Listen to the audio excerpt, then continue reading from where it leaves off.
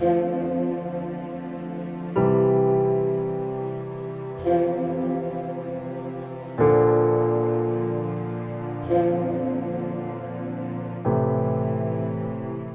کلام میں سے ہمارے لیے آج کی تلاوت تثنیہ شرح کی کتاب، اس کا 31واں باب، پہلی 8 آیات تک۔ جب موسیٰ یہ تمام باتیں اسرائیل سے کہہ چکا تو اس نے فرمایا کہ آج کے دن میں 120 برس کا ہو گیا ہوں، مجھ میں اندر جانے اور باہر آنے کی طاقت نہیں۔ نیز خداوند نے مجھے فرمایا کہ تو اردن کے پار ہرگز نہ جائے گا۔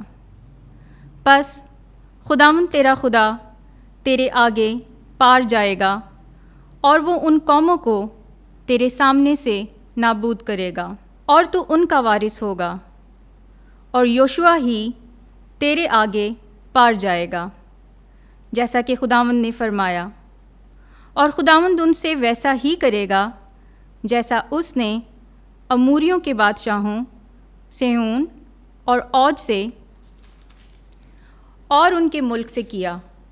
تو جب خداوند انہیں تمہارے ہاتھ میں حوالے کرے تو تم ان سے بمطابق ان سب حکموں کے جن کا میں نے تمہیں حکم دیا ہے کرو۔ پس تم مضبوط ہو جاؤ اور حوصلہ رکھو اور خوف نہ کرو اور ان کے سامنے سے مت ڈرو، کیونکہ خداوند تمہارا خدا تمہارے ساتھ چلتا ہے، وہ تمہیں چھوڑ نہ دے گا نہ تمہیں ترک کرے گا۔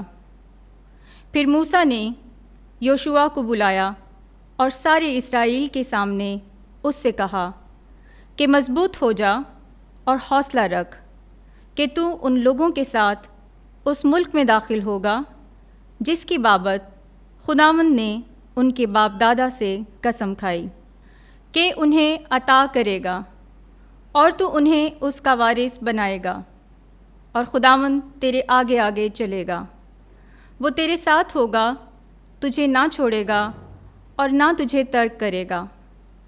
پس تو خوف نہ کر اور بے دل مت ہو۔ پاک کلام کے پڑھے اور سنے جانے پر خداوند کی خاص برکت ہو۔ خداوند کا شکر ہو، آمین۔